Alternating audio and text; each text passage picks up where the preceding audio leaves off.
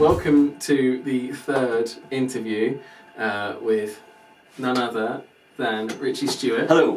What we're going to do now is just go straight back to the beginning. So, how long have you been in Bye Bye Baby? So it's been just over a year, I believe. A year and sort of 2 months Really? or 3 months or something. It feels like longer that. than that. It does. It feels like I've been doing it for about 2 years or something. Yeah. But I'm sure it's only about a year and 3 months or something like Okay. that. Yeah. Because we did the Beggars Theatre recently, didn't we, in Millom? Yeah. And that was like 2 months. Was that a month ago or 2 months ago? Yeah. And that was my yeah. first gig last year. I remember that gig Yeah. very well. Yeah. So yeah.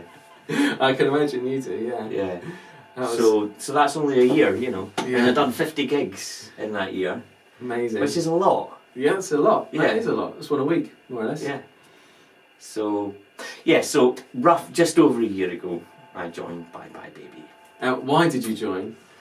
What inspired you? Mark phoned me up. Mark, the producer of the show. Yeah. He phoned me up out of the blue. I was travelling up to Scotland on the train to visit my family. And I just got a phone call from him, and I hadn't talked to him and hadn't seen him in 5 years. Oh, and really? I was like, wow, why is he calling me? And I thought, well, it must be band related. It must be to do with his group. Why else would he call me? You know, because we weren't like friends or anything like that. Sure. We only barely knew each other from some chance meetings 5 years prior to that. Oh, wow. That's how he had my number. Because we talked about doing some other musical things, and so he phoned me up and said, I'm expanding the band, you know, and I need a bass part. Would you be interested in auditioning, you know? And I was like, yeah, I would be interested. It sounded like a good opportunity, you know, because I'd followed the band's progress on Facebook anyway, you know, as I follow a lot of other bands that I'm aware of. And it seemed to be going places, and it seemed quite exciting for the people in it. So yeah, he phoned me up, said, would you be interested in auditioning? And I said, yeah, I'll come along, even if it's just for the audition experience. It'll be a good thing to do, you know. So that was that. I did the audition. I think it was pretty much unanimous after the audition that I was absolutely going to be in, and. I remember it well. I remember it very well. That audition, you absolutely nailed it. You're like, I mean, obviously you got the voice, but you were very, very quick to pick up the choreography as well. You absolutely nailed that. Well, that was probably the hardest part, because I don't have an awful lot of experience prior to this dancing in shows or anything like that. Yeah. It's mainly just singing experience I have. So it's nice to hear you say that. Yeah, well, because that was my biggest worry. You know, I was like, I'm really screwing this up, but no, it couldn't have been that bad. I don't know how anybody does it. Actually, I think if I were in the position to audition, I don't think I would do particularly well. It's just it in that moment, it feels like there's quite a lot of detail. Yeah. In a very, very short. Well, I mean, it's a comparatively short space of time, but sure. You know, it's always a piece of choreography that's quite involved. It's the dance break from the night, isn't it? Yeah. So I'm always impressed when I see people, you know, auditioning and to nail it the way you did was awesome. Yeah, thanks. Great, man. Yeah. So how's the experience of being in Bye Bye Baby been? It's been really great. It's definitely one of the best experiences of my life. It's a definite highlight in my life being part of this. It's been such good fun, and when I got the call from Mark, I was in a bit of a down place anyway. I had some family issues and stuff, and I needed a healthy distraction, really. You know, emotionally speaking, I wasn't, you know, probably at my best. And then coming into this, it was great because I met, you know, a bunch of guys getting in a car and bonding, you know, camaraderie and, you know, guys being guys and everything that goes along with that, you know. And then the anticipation of learning the part and knowing that I'm going to have to go on stage in theatres, you know. and the fear that comes along with that, and the adrenaline that you get, and then the adulation at the end, and the standing ovations, and all that whole experience, you know, is a really fulfilling thing to have. And it was a big confidence boost. It was an ego rub. It was a good distraction. It was a lot of fun. It's just been great in every single way.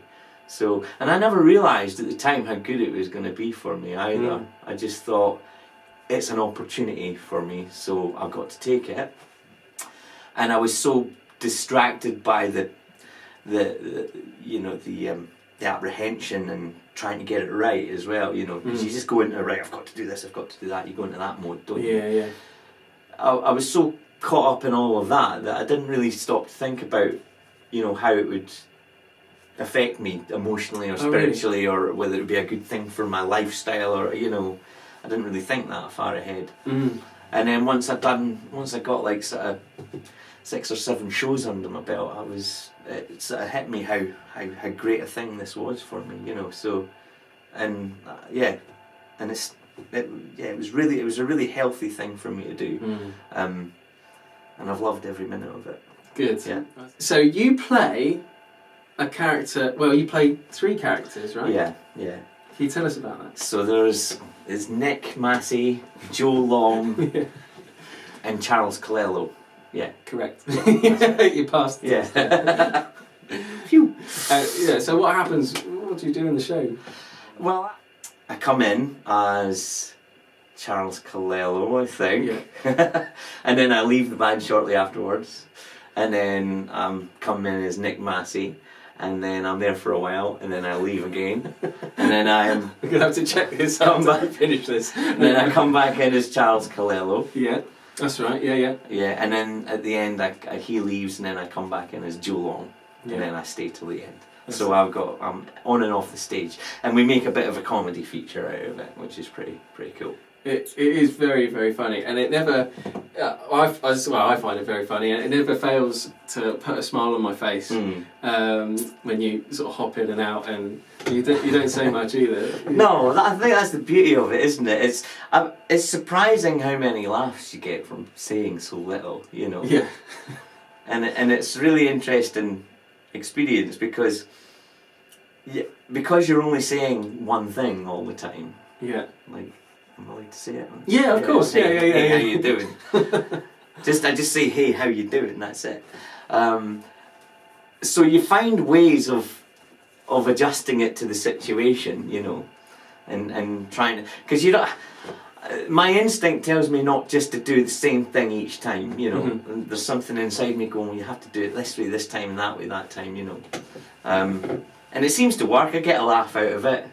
And I keep tweaking it and adjusting it. And it gets a good response, and I like doing it. One of the funniest things related to your extensive dialogue is your response when somebody else says it before you get to say it. Yeah. I love it when you say, you stole my line. Yeah, that was cool. That was ad-libbed. Yeah. So you pick up you just ad-lib as time goes by, don't you? And you get, you know, it just comes to you in the moment, and then you say it, and it gets a good laugh.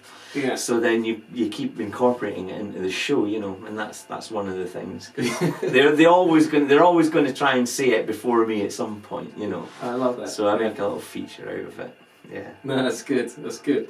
So what are some of the songs you sing lead on? I've got like the best songs, I think anyway. Yeah. So I've got Let's Hang On, Grease, and Begging. Yeah. And I think 3 heavy hitters. Yeah, they're big hitters, yeah. So I'm really happy with that, you know. I mean, I love all the other ones. They're all good, you know. But I particularly like those 3, so pretty lucky, really. Am I right in saying that in all 3 of them, I'm not sure about Begging so much at the moment, but like, do you get to come to the front and centre of the stage? Is that right? And perform them there? So Let's Hang On. You start out. Yeah, I'm out here. I do come into the centre. Yeah. But I come back to do some choreo, you know. Yeah. I don't have to. I could just stay there, I suppose. But no, I need to be back for the chorus when we flex your guns. Flex with the guns, you know. So I always love it. Sorry, I always love it when you move into the middle because you've got this sort of strut about you. Right. Yeah, it's like you've got a real purpose to it. And then as the song progresses, you really own that front section. Yeah. I've got a space of about 3 meters to own. Yeah. And I just walk there and walk back. But you do it well, man. I do it really well. Yeah, but to answer your question, I'm at the front on Let's Hang On. Begging, we're all over. I'm at the front, but we kind of mix it up, don't we? Because there's a lot of choreography in that. And what's the other one? Grease, I'm at the front as well. Yeah. Yeah. So this good sort of front stage kind of positioning for both all those numbers. And would you say are they your favourite songs? Yeah, I mean, as I say, I'm really happy with those. I think there's some of the best numbers because they're cool numbers. Grease is really cool. Let's Hang On's really cool, and Beggin's welcome. I mean, Beggin's probably my favourite. Yeah, it's awesome, right? Everyone loves that. Well, it's a fantastic collection of tunes. But Yeah, I mean, Beggin's got it's got a real groove to it, hasn't it? It sort of drives forward all the time. Yeah. I think the way that we do it is quite dynamic as well with this sort of breakdown. Yeah. Sort of section. Yeah, I love it. That's probably one of my favourites. But I'm not one for favourites, to be honest. Yeah. I like different things for different reasons, but Begging is one of my favourites. I think Ragdoll. I love Ragdoll. I love everything about Ragdoll. It's just great. It's just great. Because it's got that kind of. It's really got that barbershop kind of doo-wop kind of feel to it because of the harmonies, and I really love that. In fact, I wish the Four Seasons had done more commercial hits in that style. Yeah. I think if you listen to their early stuff, it's they say it's doo-wop, but it sounds a bit kind of middle of the road, kind of lovey-dovey, namby-pamby a lot. But you love it. but I, things like, Billy Joel's For the Longest Time. That kind of real, almost like it's street singing music. That's Ragdoll's got that feel about it. Okay. And I wish they'd done more of those things. That's why I love singing Blue Moon so much, because it's got that feel about it as well. Even though they didn't actually write that, I don't think, did they? No. Yeah, it would have been nice to if they'd written a few more Ragdolls or Blue Moons or that kind of thing. But I love Ragdoll. It's just it's great. And it's a special tune. Yeah. So, do you have any favourite show memories? Like any particular shows that stand out for you, or moments in shows that are particularly special for you? Beggar's Theatre in Millom was my first gig. Yeah. And I got a really good. We all got a really good response from that. A fantastic audience. Yeah, brilliant. And one guy got after I did begging. One guy was up on his feet going, "Hey!" I was like, awesome. And I love that theatre because it's like one of these rustic small theatres. It's not like a big grand theatre. I like the charming small ye olde kind of things. I think is Beggar's Theatre like a church or something that's been converted or something like that. It's not a church, but it's got that feel about it, hasn't it? I do know what you mean. I think it's a lady called Jackie that runs it. That's right. She's exceptional. Yeah. She does such a good job, and she's so enthusiastic as well. Yeah. I think she's a big reason why it's such a great gig. Yeah, great show. But that, as I say, that was my first gig, so that was special. And then we just went back again, and we got another great response. So that I feel really connected to that gig, both those gigs. The big one for me was Treat Dare in Treorchy. I don't know how it's pronounced. Is it Treorchy? Yeah, I think that's correct. Treorchy. That was amazing because I think that was like my 5th gig or something like that. And it's a really amazing building. And it's like an old style theatre. And I think there was about 600 people there or something. It was really, really busy. And we had the full band. And they had a glitter ball as well, and the lights were beautiful. It was all blues and reds and pinks, reflecting from the glitter ball. And they were so friendly there as well. And at the end, they were all up on their feet going, more, more, more. And it was overwhelming. It was just completely overwhelming. I had to, in the medley, in the finale, I was having to dig deep to not cry. Yeah. It was affecting me that much. I was Wow. welling up, Yeah. I couldn't, it was just too much for me, Yeah. The atmosphere, the beautiful lights, the colours, the emotion that we were getting from the audience, it was really, it hit me hard. But I got through it without bawling my eyes out. Sounds magical, man. It was magical, dream come totally true. magical, yeah. And as soon as we got off, I started crying. It all came out, and that was like a special moment for me. Yeah. I'd never done a performance before that. I didn't even know that could happen in a performance. Yeah, that yeah. you could be so affected by the atmosphere that it would do that to you. So it was like that was me popping my cherry there, and it was like I'll never forget it. Yeah. It's just so special, isn't it? I mean, I do know what you mean. You, like when you kind of catch yourself in a moment like that and realise you're achieving something or doing something like that. There was another one, a really great one. I mean, there's been loads like that. There's been other ones like Trioki, but I can't remember them all because we do so many gigs it just becomes a blur. Yeah, there was one up in the Midlands somewhere, and it was one of these theatres. It wasn't like a traditional theatre. It was like a wooden shack. I can't remember where it was, and they had all the seats laid out and everything.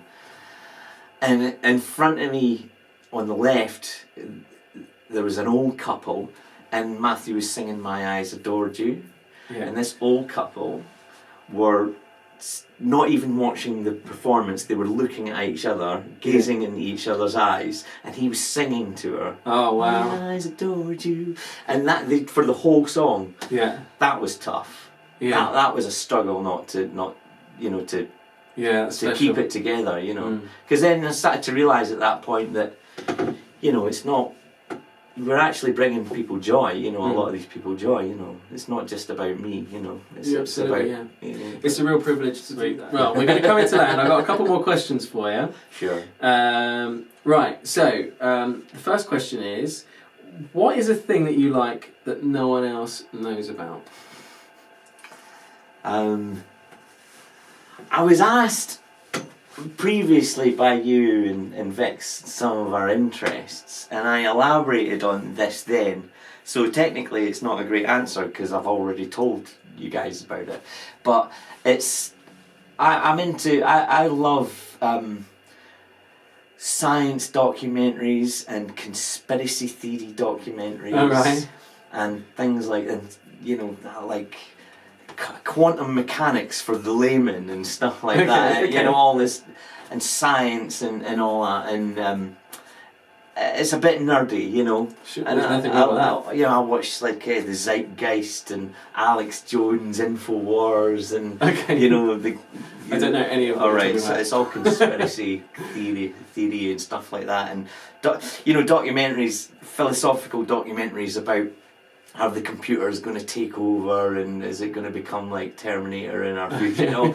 There's loads of these sort of documentaries out there. Yeah, I love all that. It's my guilty pleasure. Okay.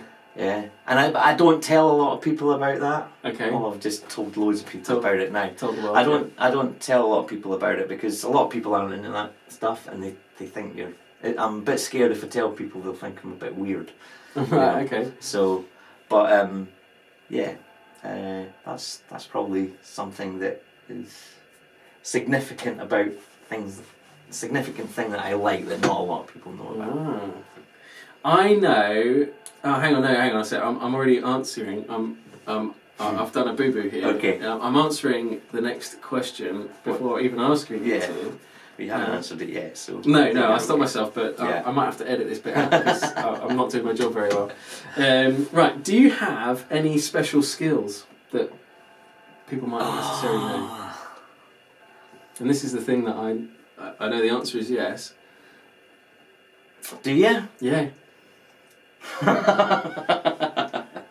What is it? Because I don't know. I'm trying to... Special skills? Yeah. Did we talk about this earlier? Yeah, a little bit. And I said, this is what I'm good at. No. Did I? Alright, okay. It's just something else that you... You have a think, I'll be back in a second. Okay. Specialist skills. Yeah, special skills. Other than being naturally charming. Specialist skills.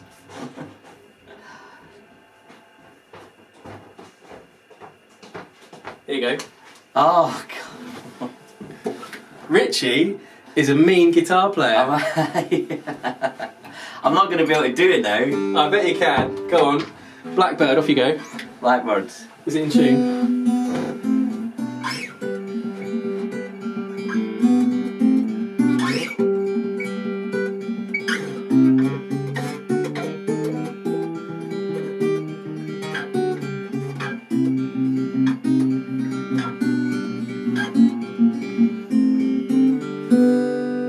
Yeah, fantastic. Obviously, you knew nothing about that. I did nothing about that. I was wondering what you were talking about. I was like, yeah, because when I came in earlier, I picked up his guitar and started playing, and he was like, "Oh, I didn't know you could play." So there you go. Yeah, that's a special skill, I suppose. That is a fantastic skill. Yeah. All right. Well, let's come into land. Let's wrap it up there. Okay. Ritchie, you are an absolute hero. Thank you for giving us your time. Thanks for having me. No, man, thank you for coming. Uh-huh. Yeah, you're a ledge. Everything that you do in the band is so appreciated. And from your singing, Ritchie's also designed our recent update in our graphics. That blue livery that we've got now, it's courtesy of this man here. Man of many talents. Man of many talents and a true gen, a real hero. Thank you for coming over, mate. Cheers. Really pal. appreciate it. Thanks. See you guys. Cheers. This is the motion.